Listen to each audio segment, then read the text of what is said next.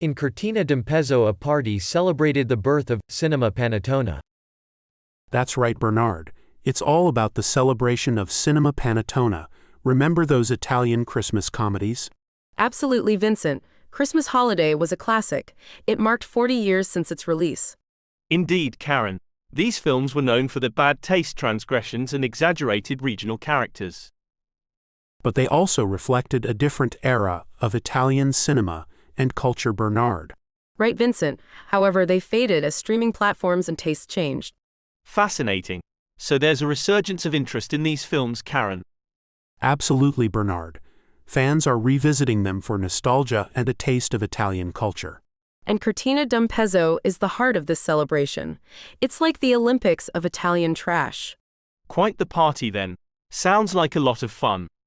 On a recent evening inside the Hotel de la Poste, an alpine hotel in Cortina d'Ampezzo, Italy's most ski and be seen winter destination, a boisterous party celebrated the birth of a cinematic era. 40 years earlier, the libidinous up chalet down chalet comedy, Christmas Holiday, set in the lodge was released. Nominally about a plain but lucky in adultery piano bar singer and the wealthy Milanese salt-of-the-earth Romans and tuxedoed bons vivants who surround him, the film previewed decades of gleefully vulgar, broad and formulaic Christmas comedies that earned a fortune and came to be known after the cakes Italians devour during the season as cinema panettone.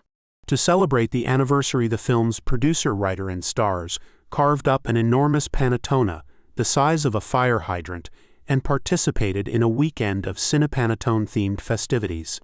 Revelers in fur, sequins and ski sweaters reading Cortina, or Mountains and Champagne, danced to Dance All Night, Maracaibo, and other Italian 80s classics on the movie's soundtrack. They sang along with the film's protagonist at a raucous dinner cabaret performance.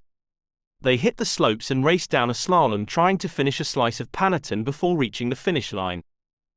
He's still chewing, Chiara Calisetti, the weekend's MC, shouted. He really ate the panettone. Cloying Hallmark Christmas movies set in European cities may be all the rage this year. But in Italy, they do not come anywhere close to the cultural juggernaut that once was cinema panettone. For 3 decades, the films dominated the Christmas season, until their stars aged out, streaming platforms took over and tastes and industry economics shifted.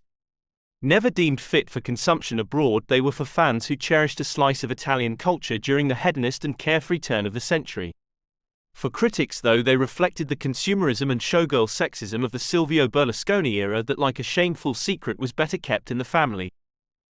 A dozen years after the films ran their course, their producers and fans are seeking to capitalize on nostalgia and rehabilitate them as cult classics that raise to an art form Italy's love of cuckolding, hijinks, toilet humor, and the folkloric swearing that results when Italians from different classes and regions collide. The intellectuals keep telling us they are lowbrow. It's low, but they don't understand. They are low on purpose, said Claudio Cicchetto, 71.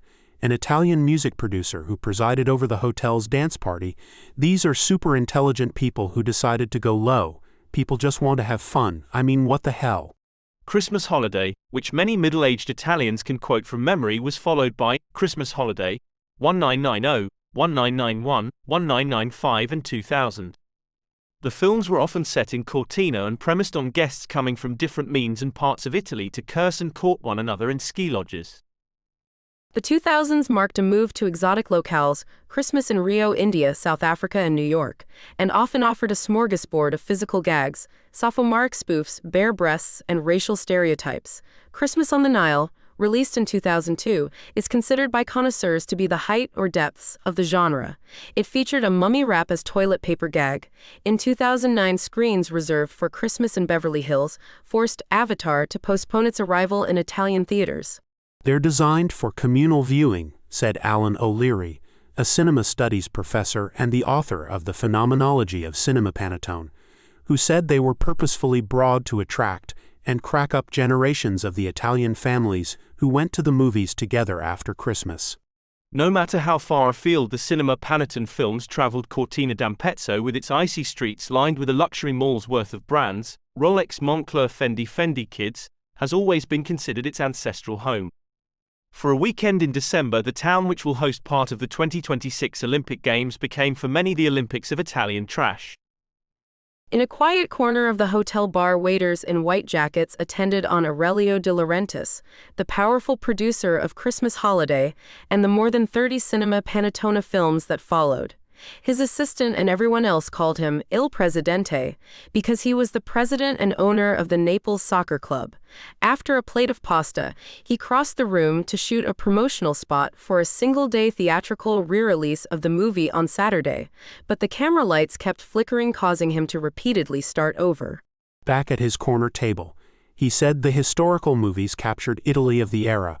When Mr. Berlusconi was conquering the country, Mr. De Laurentiis said that the movies had success because they were essentially instant films rolled off a cinematic conveyor belt, and that he stopped after 3 decades because they ran out of exotic locales, and he got distracted by his soccer team. Contrary to those who say the sexist romps could not be made today, he thought that they were just what the joyless post-#MeToo era needed. He said he would like to try to make such a film, suggesting a crass and vulgar name for a holiday #MeToo movie. This could be a good title for a movie, he said, explaining it would be based in sincerity. Mr. De Laurentiis, pleased with himself, asked his assistant what he thought about the proposed title. Bellissimo, the assistant said.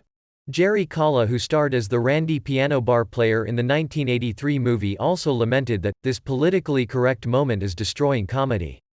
He said young people were rediscovering cinema Panettone movies precisely because they hungered for bad taste transgressions. But the screenwriter of the original film, Enrico Vanzina, rejected the label Cinema Panettone for the 1980s Christmas movies he worked on, which he said were grounded, after a period of surrealism, in real and gaudy Italian life. Mr. Vanzina comes from a family of movie makers. His late brother directed the original Christmas Holiday, and his father, known as Steno, directed some of the most beloved comedies from the mid-century golden age of Italian cinema, known as the La Commedia all'Italiana. During a panel discussion in the shadow of the giant Panettone, Mr. Vanzina stewed when Lucia Borgonzoni, the right-wing undersecretary for culture, appeared on video feed to pay tribute to the famous cinema Panettone that I grew up with. I was pissed off, Mr. Vanzina, who has long white hair, said of the official's ode, which in a later written statement cut all references to cinema Panettone. As he commandeered a small table reserved for bottle service, Mr. Vanzina argued, like many Italians, that these are the films Italians actually love. He said they evolved from the great tradition of Italian comedies, including Holiday Vacation, a 1959 film also set in Cortina and featuring Vittorio De Sica, the great Italian director of neo-realist masterpieces and the father of Christian De Sica, who became the king of cinema Panettone movies. It's not the La Commedia all'Italiana, it's its degeneration, said Teresa Marchesi, a film critic at the left-leaning Domani newspaper. She said that as movie ticket prices rose and mass audiences stopped going regularly to the theaters, the films applied a lowest common denominator equation of vulgarities, slapstick, and skin to appeal to a lucrative market of poor families who could splurge at Christmas. She said cinema Panettone took off as Mr. Berlusconi and his television channels eroded Italian values and offered a new political and cultural model of success, measured in opulent wealth and buxom arm candy. It is absolutely not a mirror of Italianness. It is a projection, she said. It's his bunga bunga done in film. That festive spirit imbued the Hotel de la Poste, where fans paid hundreds of euros a plate for a dinner and concert by Mr. Calla. Maracaibo. The audience screamed, pleading for their favorite unbridled party song. Maracaibo is at the end, Mr. Calla said, a guitar hanging from his shoulder. Don't break my balls, eh? Mr. Calla, who had a heart attack this year, worked through the campy canon of Italy's sing-along hits, dabbing his bald head with a blue handkerchief and making lewd jokes about short skirts. Behind him, a digital screen beamed the film's original poster featuring ski bunnies tumbling together in a snowball. Then it suddenly changed to footage of an environmental prize awarded to F. Murray Abraham. Mr. Calla soldiered through, and the room exploded when he finally played Maracaibo, Rum and Cocaine Zaza.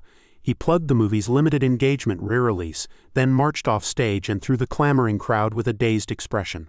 As he reached his friends and family in the next room and tapped his chest, waiters came around with heaping plates of Panettone. Mauro Happy, a 60-year-old publicist at the adjacent table, happily partook. "I'm in love," he said in a muffled declaration, "with cinema Panettone." We hope you enjoy our talkradio.ca broadcasts. We are a not-for-profit service providing up-to-date news in an unbiased journalistic fashion. Please subscribe and like to make sure we reach our audience. You might want to play an entire playlist produced each day on our best content. These stories are ideal on long road trips or as a daily current events update during morning coffee. Enjoy.